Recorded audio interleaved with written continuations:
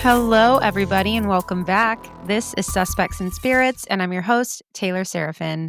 And happy Halloween Eve. It's the Eve. It's Wednesday when this comes out. When you're listening to this, if it's in the evening, I'm probably carving pumpkins with my family and also enjoying the newest member of our family. When I say that, I don't mean a baby and I don't mean a puppy, although I would love a puppy. I mean the 10-foot skeleton that my husband surprised me with last week. When I tell you guys, I squealed like a caffeinated mouse. I am not exaggerating. I was so excited. I have been wanting one of those forever. Okay. Forever.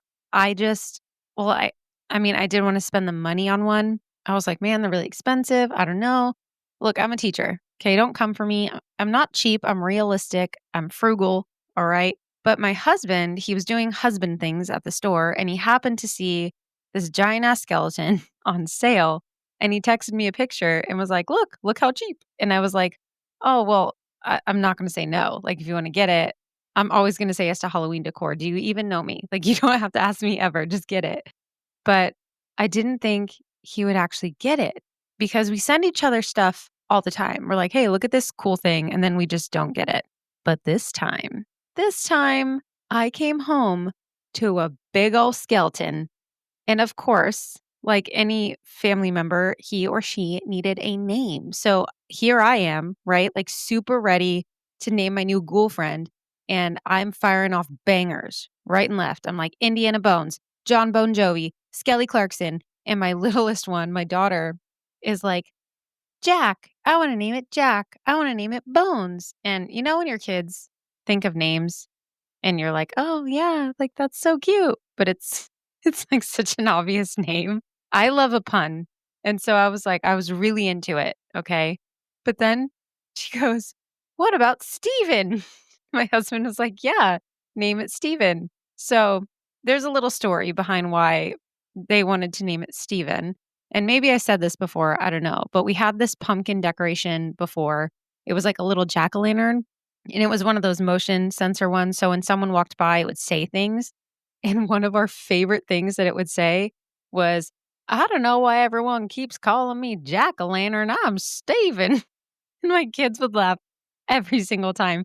They thought it was hilarious. We all quoted it constantly. Um, this year, though, Steven was no more, sadly. He suffered some water damage and it was not salvageable. So that's why they were like, just name it Steven. And I was like, oh, well, I also love Stephen Ray Morris from My Favorite Murder. So that's, like a legit good name. But I'm also a little bitch when it comes to not getting my way sometimes. I mean, guys, Indiana Bones. Come on. Like, be so for real. That name goes so hard, so hard. I was ready to argue with a 7-year-old about why my name was better. So, long story short, our skeleton still needs a name. He's very confused, or she's very confused. Not sure who they are, and we support them no matter what. But I personally love my choices. Our oldest was like, just let mom name it. It's her skeleton. And our youngest goes, it's our skeleton. I was like, that's totally my daughter. Really stubborn. But look, I love my kids. I'm not actually going to argue with them. Okay. That was a joke. But Skelly Clarkson, dude, come on. John Bon Jovi. Like, I was on a roll. I love naming things. We once had a Roomba. She died, but her name was Katniss Everclean. She was my girl. Okay. She got me through COVID. We used to team up. She would do the bedrooms while I mopped. And it was a beautiful friendship, but we never got another Roomba. So that's next on my list, and I'll give it another fun name. But yeah, I love puns. I love a play on words. I love naming things. I don't know why. It's just fun. Anyways, I hope you're all excited for Halloween. I'm so excited. I'm so ready. I love seeing all the little costumes. We get a ton of trick-or-treaters. And our neighborhood goes all out. People are really awesome. There are families that have their garages open with tables of treats and shooters for adults and like big, king size candy bars for the kids. And then some really elaborate decorations and spooky garage setups. It's always really fun. There's this one neighbor in the subdivision down from ours who dresses up like Michael Myers and he has a chainsaw.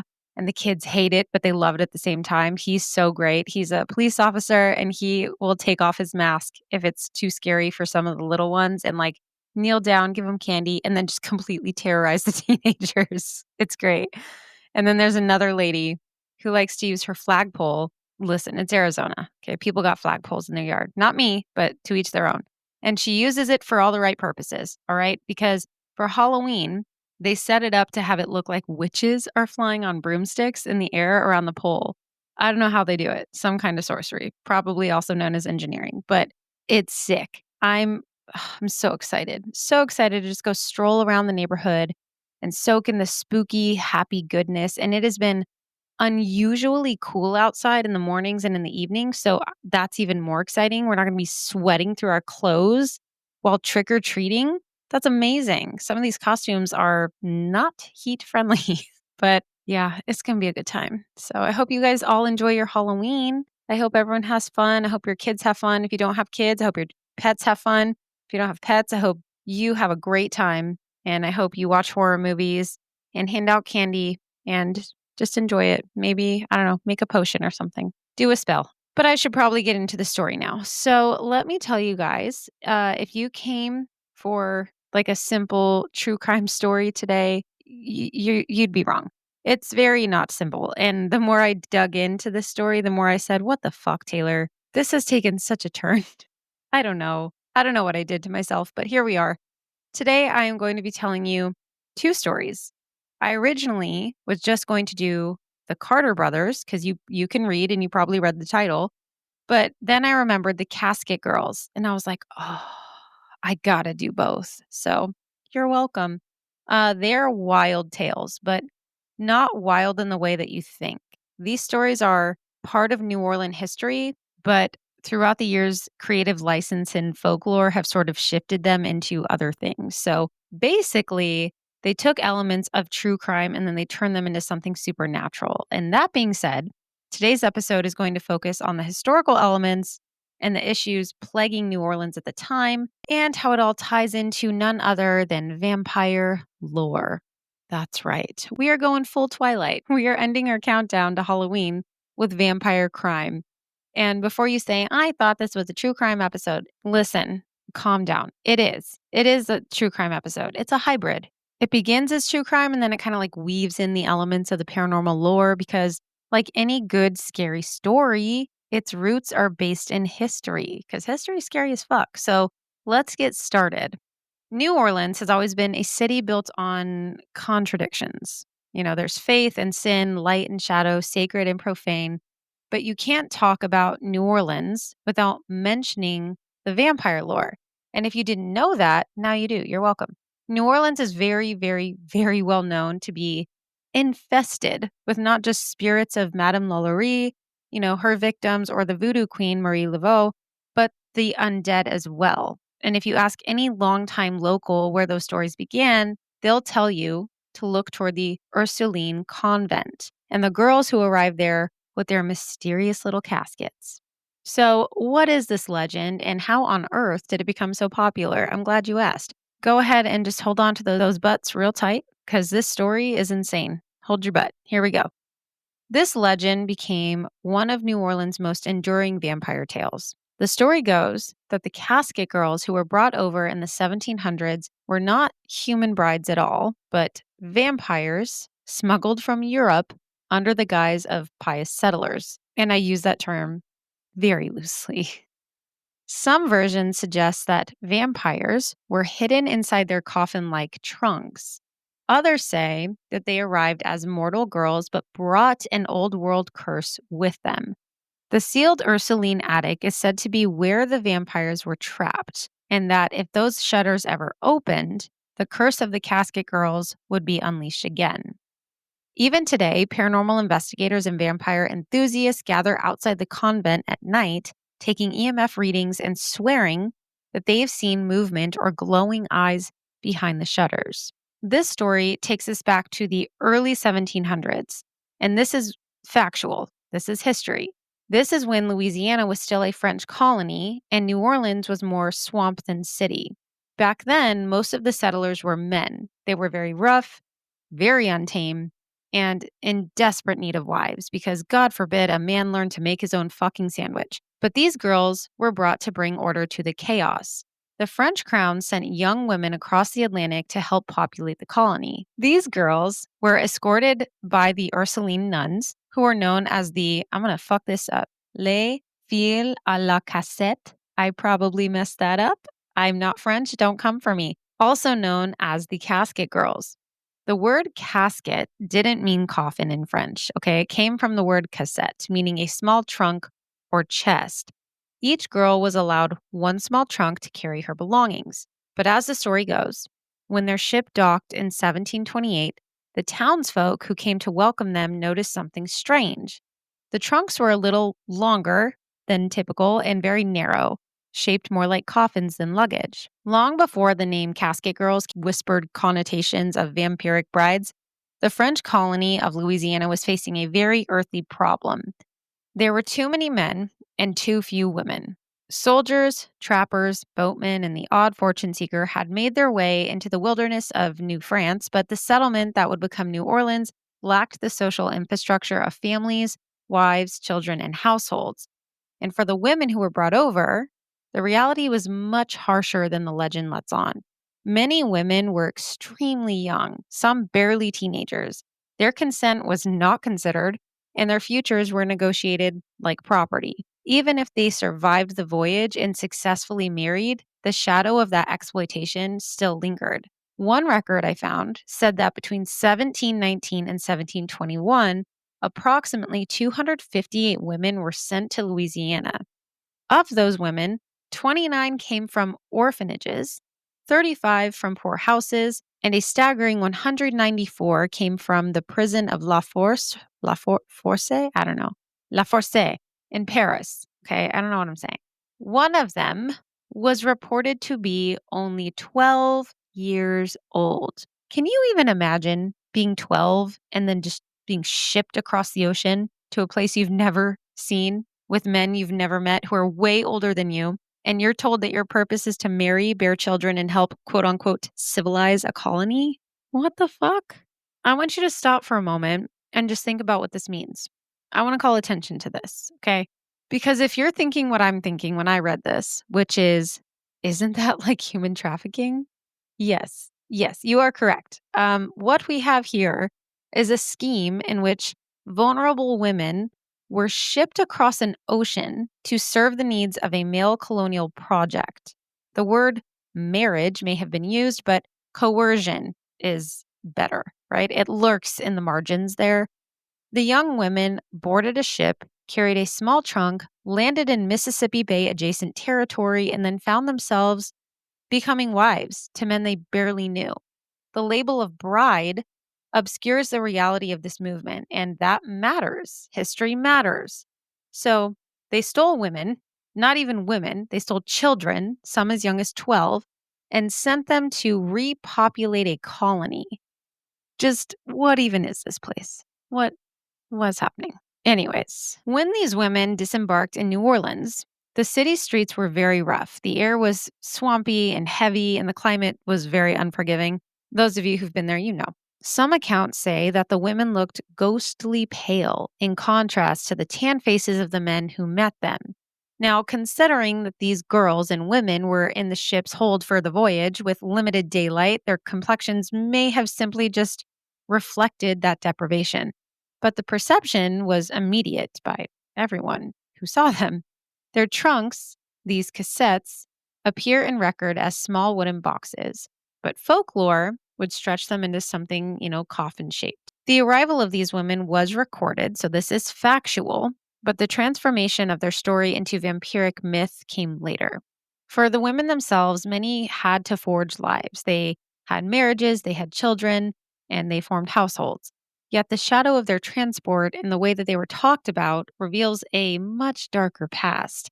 According to historians, many of the brides, quote unquote brides, were chosen not from convents where they were sent, but from correctional houses or prisons.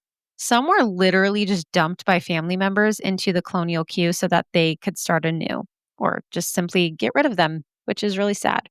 And with how these women looked after the long voyage and some strange occurrences that happened after their arrival, it was only a matter of time before legend began to swirl. Some claim that it just began as local gossip, right? They saw these pale French brides with these big coffin-like suitcases. And then some also claim it was started with the men who complained that the women weren't what they'd been promised, which, like, shut up, Bartholomew. You're no peach either, okay? But others claim it was perhaps something deeper, something much darker. And when these girls stepped off the ship, the oddities only deepened. They were eerily quiet and, like I said, really sickly looking, very pale.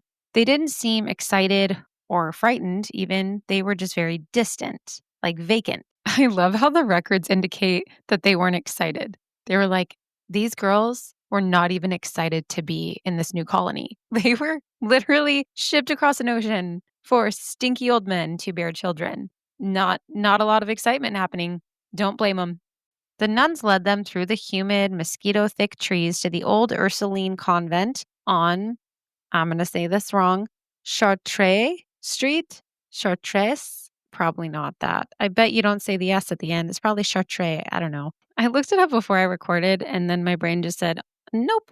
The nuns led them through the humid, mosquito thick trees of the old Ursuline convent on Chartres Street. I don't know, guys. There, the young women were meant to live until they found husbands, and their caskets were carried up to the attic for safekeeping, and the convent doors were locked. But soon after, rumors began to stir because people have nothing better to do. People passing by claimed to see movement in the attic windows, shadows pacing back and forth long after the girls were supposed to be asleep. Others said that they heard soft weeping at night, followed by footsteps that stopped abruptly, as if someone or something had vanished mid stride. People were falling ill, there were strange noises at night, and then came the deaths. Locals began turning up completely drained of blood. Now, whether that is factual, I will say I'm not sure. I don't know if people were actually turning up drained of blood. I think people were turning up dead. That is just part of the story. But I couldn't find any verifiable source that said people were showing up completely drained of blood. Nonetheless, rumors began to spread that these girls were not entirely human, or that what they brought with them in their caskets was not human, and that the girls were simply a food source for the creatures within them. Theories spread like wildfire, and all of them pointed to one place, the convent. Authorities were finally called to investigate, and when they opened the attic, the air was very thick, very heavy and still. And when they went to check the caskets that the girls had brought with them, every single one was empty. No clothing, no keepsakes, nothing, just hollow wood. In some reports, there was one item in the caskets, and that was soil, which in vampire lore is said to be the way that vampires had to sleep, not just in a dark coffin, but in the earth of their homeland. Legend has it that it kept them connected to their origin and it gave them strength. So, whether the girls themselves were using the soil or they had brought back their vampire boyfriends who needed the soil, it was enough to send everyone into a tizzy. Panicked at the sight and the recent murders, the nuns ordered the attic to be sealed. They hammered the shutters closed and they reinforced them with nails said to be blessed by the Pope himself. Those shutters remain permanently sealed to this day, trapping the Casket Girls in there for eternity. Even during hurricanes, the convent's top floor windows have never opened. Of course, historians insist that there is a reasonable explanation. They'll tell you that, the girls were real and that the chests were just travel trunks and the attic was sealed for preservation. But in New Orleans, reason doesn't always win. The legend just really stuck. And as time passed, whispers about what really happened in that attic mixed with the tales of other blood drinkers said to haunt the city's cobblestone streets. So, this historical event may have been one of the main catalysts for this particular New Orleans folklore. But baby, it was far from over. The vampire stories did not fade away. In fact, they became stronger because it was not just the Casket Girls who kept the lore alive. It is here that the story of the Carter brothers begins, decades after the Casket Girls first set foot in the French Quarter. The pale faces of the Casket Girls, their unwanted voyages, and the legends they inspired were seeds planted in the city's collective consciousness. By the 1930s, those seeds would bloom into horror, crime, and myth all at once. But by then, the city had changed quite a bit. The French Quarter was busy and thriving. Stories of blood, pale brides, and shadowy figures in attics were old news, but they weren't forgotten. They lingered in the whispers of bartenders, the tales of local kids daring each other to peek at shuttered windows at the convent, and then the corners of the newspapers that thrived on sensationalism. The same city that had received the Casket Girls now unknowingly housed two men who would terrify it in their own very human way. The French Quarter in the 1930s was a city of shadows, both literal and metaphorical. Street lamps flickered like dying candles along the cobblestone streets, jazz spilled from the open windows, and the humidity clung to everything like a second skin. It was a city still haunted by its own past. And when the Carter brothers arrived, that city was ready for its next story. John and Wayne Carter weren't born into a legend, they made their own. It is said that the brothers grew up in New Orleans during the 1910s and 1920s, in a time when the city was still reeling from the Great War and the Spanish flu. Their parents were described in public records as distant and sometimes harsh, a common euphemism for neglect in the early 20th century. They attended school sporadically, and by all accounts, the brothers seemed outwardly normal. But neighbors and extended family members later recounted glimpses of something darker, a fascination with blood, animals, with cruelty that they tried to rationalize or dismiss. Don't rationalize or dismiss those things, by the way. It was in 1930 that the first reports surfaced, though not in a way that would have immediately suggested vampires or folklore. Neighbors in the French Quarter complained of strange noises at the Carter apartment, scuffling, low moans, and a peculiar odor. Police initially chalked it up to rats or perhaps drunken revelry, and the reports were filed and forgotten. But there was an undercurrent of dread that the locals could not explain, like an intuitive knowledge that something was not quite right with John and Wayne Carter. And boy, oh boy, would the police come to find out that it, in fact, was not just rats. What they came to find out was something much more disturbing. The actual discovery of the brothers' crimes came by accident. A young woman who was terrified and bruised stumbled into the streets one night, claiming she had been tied up and drained of blood. Her story was horrifying and detailed. She described a small apartment near Rampart Street where she had been held by two men who tortured her, and that there were other women. The women who were said to have survived were very consistent in their reports. The brothers would tie them, sometimes drink their blood directly, and then leave them terrorized and physically beaten. Some victims were sexually assaulted, others were released only to spread alarm, and it was a pattern that was horrifyingly methodical. The story goes that the police eventually arrested both brothers after gathering enough testimony from multiple women and neighbors.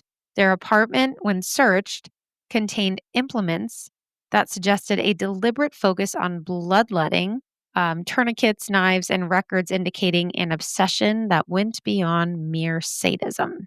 Now, I feel it is only fair to let you know that the Carter brothers, John and Wayne, while they are a central figure in New Orleans vampire lore, their existence as real individuals is highly questionable. I'm not saying it's impossible because people do crazy shit and sometimes things in history are buried.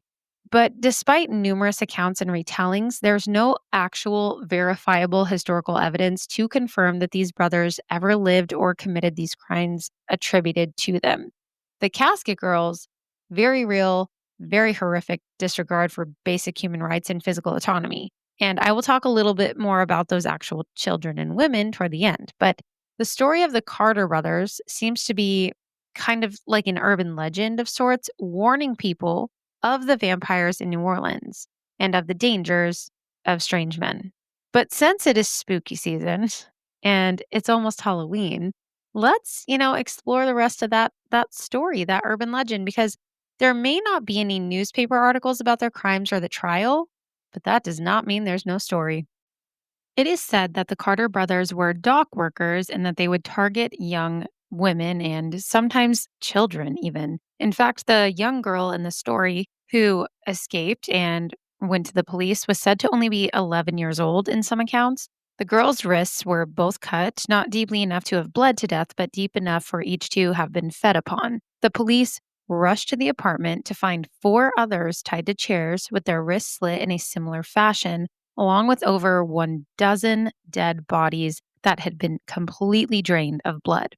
The story was that these brothers, they would get off work and they would kidnap women and they would bring them home to feed on them. The authorities patiently waited for the brothers to return home from work that evening, and when they did, it took all 8 of the officers to hold them down and detain the brothers, who were of average height and build. Later, when the brothers were finally executed for their crimes, their bodies were laid to rest in a vaulted tomb. Years later, when the next Carter passed away, the vault was open to receive his body. And upon opening the tomb, it was reported that the bodies of John and Wayne were gone. No remains, no remnants, just completely gone. In New Orleans, the Carter brothers are still feared because many people have reported their presence in the French Quarter, even by the new owner of the apartment building where the Carter brothers were said to once call their home. That owner reported seeing the two men whispering on the third floor balcony. Upon realizing that they had been spotted, they then sprang from the balcony to the street below and disappeared into the night. And if you're curious, some accounts say that the Carter brothers' home is on Royal Street, and others say it was on Rampart Street. The most common one I found on was on Royal Street in the French Quarter. And they didn't just, I think I said that they only fed on women. They did not just feed on women, they also fed on men, really just anybody that they could get their hands on. It's very interview with a vampire, right? Kind of that's what it reminds me of, at least. So that sort of summarizes the tale of the Carter brothers. And honestly, it's pretty terrifying. I mean, every location has its lore. This one is pretty scary. Here's where the New Orleans vampire folklore collided with a grim reality. The media back then, ever hungry for sensationalism, quickly dubbed the men, quote, the French Quarter vampires, referencing the city's own dark history with the Casket Girls and the tales that had grown around their pale faces and coffin like chests.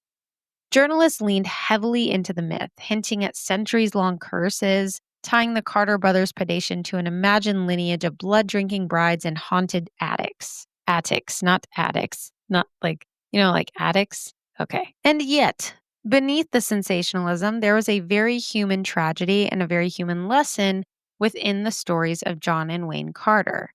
The victims were women. They were terrified and violated, echoing the exploitation that had defined the arrival of the Casket Girls centuries earlier. It was a cruel reflection. The city had sent young women across the Atlantic, often without consent or choice, and now, according to this legend about the brothers, the city that had sent young women across the Atlantic, often without consent or choice, was now, according to this legend, a city where women faced predation in the very streets and apartments of their neighborhoods. The myth and the real crime intertwined, and then the public struggled to separate the terror from the legend. As the story goes, the trial of the Carter brothers was swift by today's standards, probably because it never happened. Witnesses testified to being bound, bitten, and abused. But again, there's no court documentation of this.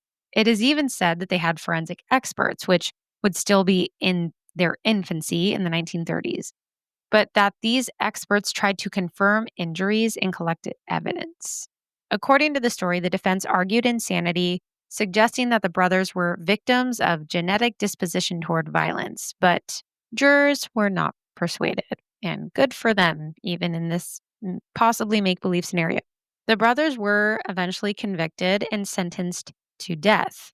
Hanging was the penalty, and in the days leading up to their execution, the city buzzed with a mix of fear, fascination, and vindictive relief. Folk tales grew even wilder, claiming that their bodies refused to decay, that shadows lingered in the apartment, and that women walking past the street at night still felt cold fingers brush against their skin. Further blurring the line, between history and folklore. What makes the Carter brothers particularly chilling isn't just the acts themselves, but the cultural soil in which they grew. New Orleans was still steeped in superstition and myths carried over from French colonial times. Children whispered about the Casket Girls, adults told tales to keep women indoors after dark, which I never agree with. Just don't rape people and don't kill people, and then we can all go out after dark. The streets themselves seem to hold a collective memory of danger. The brothers may not have been real, but the city's long standing fascination with blood, shadows, and violated innocence amplified their terror. It made them the perfect subject for a modern Gothic legend. Walking through the French Quarter today, you can feel that legacy if you pay attention. The apartments have changed, the city has modernized, but certain alleys and narrow streets still carry that tension of centuries old stories. Locals might jokingly point out haunted corners or the vampire street, but the feeling is very real. Now, I've been to New Orleans just for a very short time, and I would love to explore longer, but it has a whole vibe. There's some fucking insane spooky energy there, great food, but it is definitely haunted. And all of this folklore did not end with the Casket Girls nor with the execution of the Carter brothers. It actually adapted, it fed on fear, and it lingered. To this day, people talk about the vampires of New Orleans, and I will be completely honest with you. I am not above believing in things like vampires and werewolves. Okay? I'm a Twilight girly, and as awful as that acting was, it has a special place in my heart. And I will binge watch that entire saga on a good weather day. Okay? I believe in all things unexplainable and spooky. So for me, this stuff is really fun to explore. And I will continue to do so until someone can prove to me that vampires don't exist. All right. But I do think it's really important to acknowledge the real crime here. And that was the story of the Casket Girls. Honestly, all of this feeding into vampire lore, it's interesting, but it's also giving some serious Salem witch trial energy. These women and actual children were uprooted, practically enslaved. Well, they were enslaved to men they didn't know. They were likely very sick due to the long voyage, lack of proper nutrients. They maybe had scurvy. And then there was the mistreatment, a life of trauma and abandonment. And they were so sleep deprived. Were they vampires? Honestly, I want them to be. Okay. I truly hope they were. That would be the best revenge on the patriarchy ever. Like, oh, you think you can just give away our bodies? You can sell us to these men? Cool. We'll drink your blood. Better hide your men because we're going to fuck shit up. Like, I hope they continued to haunt everyone. Because if these kids and women were really just like locked up in an attic because they were pale and sickly looking, what the fuck do you mean, guys? That's not okay. It's really like the town was just bored and needed some hot gossip, like the little kids did during the witch trials. And then the rumors got out of hand. And before they knew it, instead of testing to see if they were witches, they just saw empty suitcases and assumed that they were vampires because they were poor and had no belongings. Like, what? This story is insane. Those poor children and women, I want them to be vampires so bad. But I know that they were just horribly abused and traumatized people. But you know what is crazy? Whether they were or not, tons of people claim to have some crazy paranormal experiences at that convent. So if they really died in that attic, they're probably haunting it. I mean, I would. No doubt in my mind. A friend of mine who lived in New Orleans for a bit said that after Katrina, the Pope actually flew in and blessed the convent to make sure the attic was still sealed. That is crazy work. Um, if that is true, I have questions. I have to go there specifically. When I was in New Orleans years ago, I did not go to see the convent. So now it's on my list because it is still standing on that same street today. The shutters on the third floor remain closed, they are sealed. And if you want to look it up, it's very spooky looking. So, yeah, you can go there. And I'm planning on going there too. I'm going to find out some answers. I want answers. But that, my friends, is the story of the Casket Girls and the Carter brothers. Maybe those guys were real, maybe they weren't. I'll let you decide. But regardless, I love good vampire lore. And if you have any good New Orleans stories, vampire stories, weird interactions that made you question if someone was human, send them in. Send them in for next month. And tune in to Friday's episode of Booze Clues, our special Halloween edition. I can't wait. 'Tis the season, Ghouligans. And with that being said, I love you all. Don't forget to rate, review, and subscribe. Follow the podcast, where you follow things. Like, repost, all that housekeeping stuff. If you enjoyed this episode, be sure to share it with someone who's just as dark and twisty as us, a twisted sister. But most importantly, be a good human. And as always, remember to trust your lizard brain. Until next time, goodbye. Happy Halloween.